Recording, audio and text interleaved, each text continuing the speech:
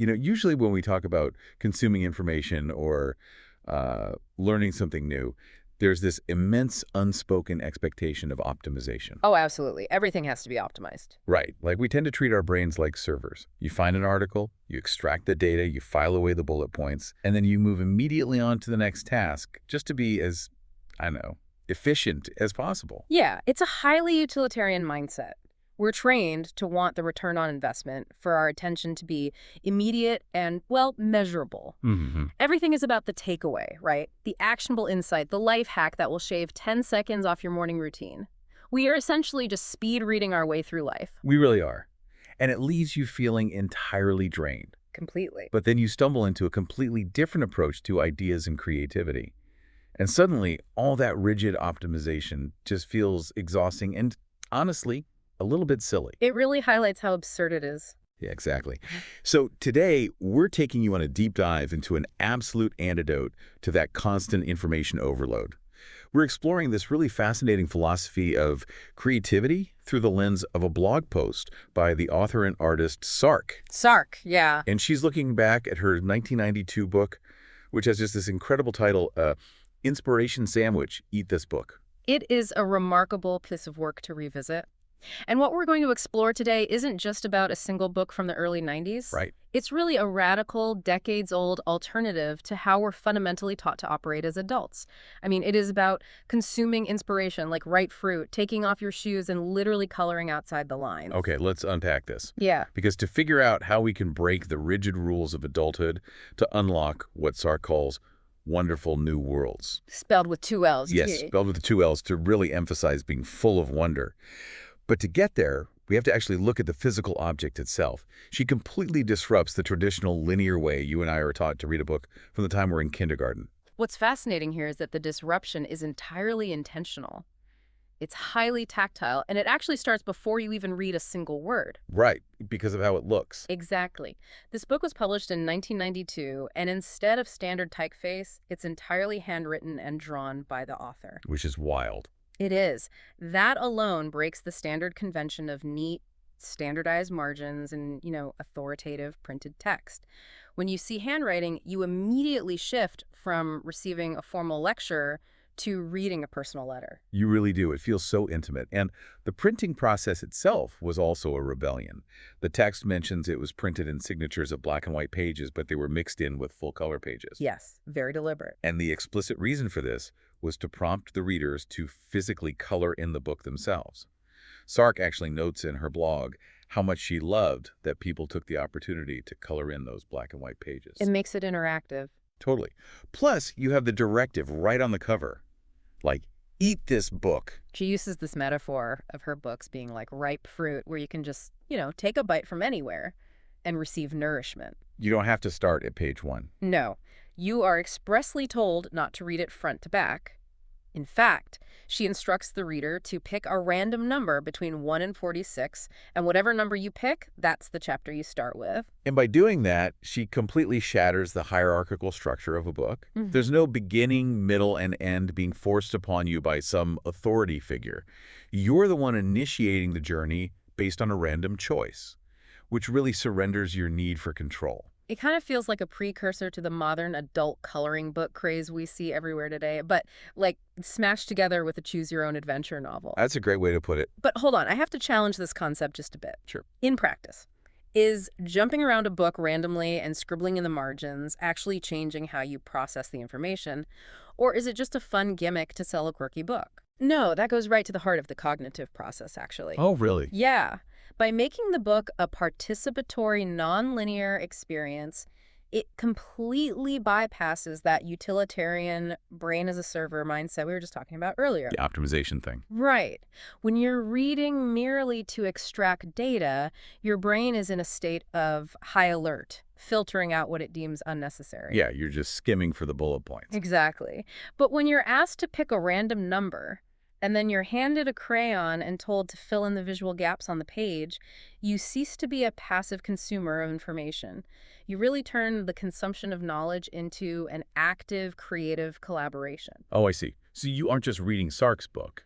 You're co-creating it with her in real time. Precisely. You are digesting it, you're eating the book, just as the cover commands. Literally taking a bite. Yeah.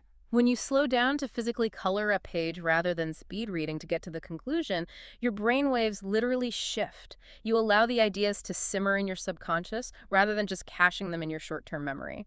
Which is so rare these days. It is. It's a completely different mechanism of learning, one that prioritizes absorption over extraction. But, coloring outside the lines in a book doesn't really work if you're still sitting rigidly at your corporate desk. Yeah, probably not. Like checking your email every 5 seconds.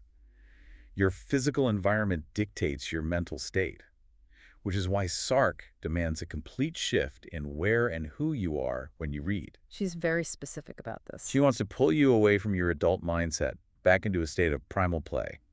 And she says Inspiration Sandwich is best read in pajamas, and ideally, you should be lying in bed. It's a brilliant physical environment to mandate for a book about creativity, honestly. It is, though she does acknowledge that you might not be able to do that at all times.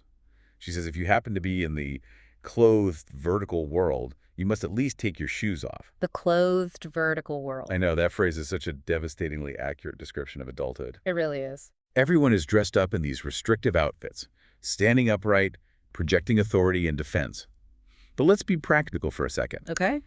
If you're a busy professional listening to this right now on your commute or sitting in a cubicle, how do you capture that pajama or barefoot energy without getting completely derailed or, frankly, fired from your job? Well, to understand how to apply that, we should look at another metaphor Sark uses on the back cover, which is the sandbox. The sandbox. Right. She writes, "Remember the sandbox. All you needed was bare toes and warm sand and maybe a good bucket. Then you could build your own world. We all have wonderful new worlds to build." It's a very evocative image. But again, we can't all just drop a bucket of sand under our desks. No, we don't have to literally be in a sandbox because the sandbox and the pajamas aren't just about physical comfort. They are somatic triggers. Somatic triggers, meaning what? They're physical cues designed to bypass the critical, over-intellectualizing adult brain. Think about what happens when you take your shoes off. Your bare feet hit the floor. Your nervous system receives tactile data that you are off the clock. It breaks that vertical posture of defense we were talking about. You're shedding a layer of armor. Ah, I get it. You're sending a physiological signal to the brain's threat detection center that you're safe, and therefore you can play. Yes, exactly. You just have to give your brain permission to stop defending itself. Sark actually mentions that this book is her younger brother Andrew's favorite. Yeah, the brother. And when she asked him why he loved it so much, he didn't give her some deep literary critique. He just gave this incredibly profound, plain-spoken answer. He said, "I don't know why, it just IS." It's just IS. I love that. He completely bypassed the adult need to justify his enjoyment. And that is the ultimate goal of the sandbox. It's about dropping the need to explain why you like something or what the return on investment is and just allowing the experience to be. Okay, so you've taken your shoes off under your desk. Well, You tricked your brain into dropping its defenses and entering this mental sandbox. right. But what do you actually do once you're in there? Sark provides specific chapter titles that serve as a roadmap of microactions. And here's where it gets really interesting, because these directives are completely out of left field. They really are. Let me read a few of them. Chapter 1, invite someone dangerous to tea. Chapter 2, swing as high as you can on a swing set by moonlight. Chapter 3, learn to watch snails. Snails. Snails, and it goes on. Chapter 4, how to take a miracle walk. Chapter 5, make friends with freedom and uncertainty. Chapter 6, drive away fear. Quite a list. When I look at this list, it feels like a medical prescription. But instead of pills to cure a physical disease, it's a list of whimsical dares to cure a creative block. It's a prescription for the imagination. And if you look closely at that list of dares, there's a very deliberate progression happening. She's connecting the micro to the macro. Okay, break that down for me. How does watching a snail connect to driving away fear? Well, look at the first few items. Yeah. Learning to watch snails. Swinging on a swing set by moonlight. Yeah. These are incredibly small, highly localized actions. But think about the mechanics of watching a snail. It requires you to completely reset your internal clock. You have to abandon the frantic, optimized pace of the vertical world and accept the glacial, deliberate pace of nature. Wow, yeah. You're starving the frantic part of your brain of the constant stimulation it craves. You're forcing yourself to be present. That makes sense. And what about the swing set? Swinging by moonlight takes a childhood activity and places it in an unexpected, slightly rebellious context. Right, because it's at night. Exactly. Nighttime is when adults are supposed to be inside, being productive or sleeping or worrying about their inbox. Going out to swing in the dark is a micro-rebellion against adult norms. Oh, that's brilliant. Then she moves into the heavy hitters. Hmm. Like, make friends with freedom and uncertainty and drive away fear. Because the micro-actions are the training ground for the macro-emotions. I see. By engaging in small, mindful, or slightly rebellious acts, like inviting someone metaphorically dangerous to tea, someone who wildly challenges your worldview, you're actively building psychological resilience. You're practicing. Yes. You're teaching your nervous system that it's okay to step outside the lines. So when you finally have to face the massive, terrifying uncertainty of the creative process, or when you need to drive away the fear of failure, you've already practiced breaking the rules on a small scale. You've already swung by moonlight. You've built the muscle memory for bravery. You start with the snail, and eventually you can face the blank page. Beautifully said. But these personal inward actions, Yeah. watching the snail playing in the mental sandbox, they eventually force us to look outward. Because creativity isn't just a solitary act happening in a vacuum. No, it really is. It relies heavily on an ecosystem. And this brings us to chapter 46, which is explicitly titled, Find Inspiring People. This is a crucial pivot in her philosophy. It moves from internal regulation to external connection. She writes that her friends inspire her, and that inspiration can illuminate tiny parts of ourselves to help them grow. When you speak a fragile dream or a weird creative idea out loud, an inspirational friend can help give it the juice to actually take shape. The juice, right. But in a modern world full of, social media influencers constantly shouting at us and these forced corporate networking events, how do we actually tell the difference between someone who is genuinely inspiring and someone who is just loud and exhausting? Well, if we connect this to the bigger picture, Sark gives us a brilliant filter for this exact modern problem, and it has nothing to do with follower counts, charisma, or networking clout. Oh, thank goodness. Her metric is entirely physiological. She calls it the somatic test for an inspiring friend. Somatic test. Yeah. And what are the symptoms of this test? She says that after spending time with this person, you will feel lighter, happier, and bursting with some new kind of energy. Okay. And crucially, she notes that it can be a quiet energy that might not even reveal itself until much later. A quiet energy, not that frenetic, buzzy exhaustion you get after doom scrolling online or leaving a high-pressure meeting. Exactly. It's the concept of emotional contagion, but applied positively. We're very familiar with how stress is contagious, right? Oh, definitely. If you're around an anxious, manic person, your own cortisol levels spike, your heart rate increases, you adopt their tension. You just absorb it. But Sark is reminding us that inspiration is also a contagion. Surrounding yourself with the right people acts as a chemical catalyst. She says that once we begin to spend time with genuinely inspiring people, we become more inspiring ourselves. It will literally stick to us. It sticks to us. She writes, I wish you absolute inspiration. It's rare, it's free, and makes us full. That is a beautifully comforting thought. It really is. It's rare, but it doesn't cost anything. You just have to know how to identify that feeling of lightness in your own body. And when you find it, you don't just consume it and move on, you let it alter you. And we know this concept of contagious inspiration isn't just some nice poetic theory from a book published decades ago. Not at all. The blog post we're looking at proves that it is a living, breathing reality today within Sark's ongoing community. The comment section alone is a testament to this ecosystem. The comments are fascinating. Yeah, there's a comment from someone named Jen who simply asks how to purchase the books, showing that new people are continually discovering this frequency. But then there's this deeply moving comment from a woman named Heather. Heather's comment is a perfect encapsulation of everything we've been discussing about the life cycle of creativity. It really is. Heather writes that she used to collaborate with Sark years ago, but then she fell into a long silence. But recently her creativity ignited again. She's now compiling what she calls a bumper catalog of creativity. I love that title. Me too. And she uses this absolutely stunning phrase. She says she's taking steps to reclaim her role as an artistic midwife. Artistic midwife. It is such a profound way to describe the role of a true friend or collaborator. It's the ultimate metaphor. Mm. Because if we really think about what a midwife does, it's not just standing around smiling and sending good vibes. No, it's hard work. Right. A midwife deals with the mess, the pain, the long hours.